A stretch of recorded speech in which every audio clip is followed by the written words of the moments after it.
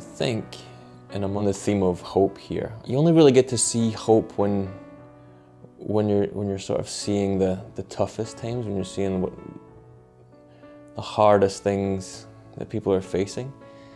And traveling across the province, speaking to members, speaking to all the volunteers, I think I've seen people who are incredibly dedicated and willing to go beyond more than just food. They care about people, that's why they're doing what they're doing.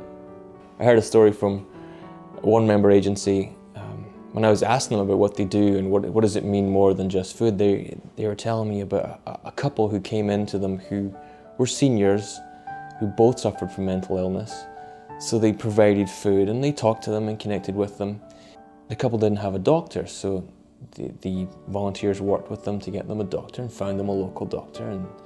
And it turned out the lady, the elder lady, she had vision problems and hearing problems. So they worked with the lady to get her a hearing aid, and she could hear for the first time in years. She could actually hear what was going on. They worked with her to get glasses so she could see and read for the first time in a long time.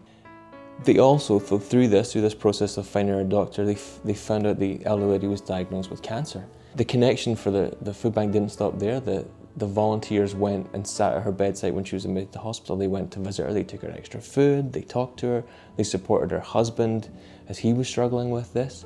And when the lady passed away, they supported her husband.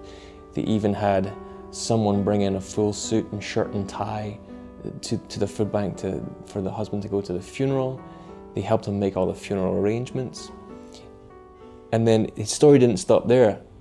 He had hard times after his wife passed, and he ended up on the street, but the food bank continued to support him, and they even went so far as to find a relative who he hadn't been in contact with to get in touch with him and help him and support him to get into a care home. So he's now in care home getting the support he actually needs, all through the effort and dedication and just the sheer caring about people, not just about food.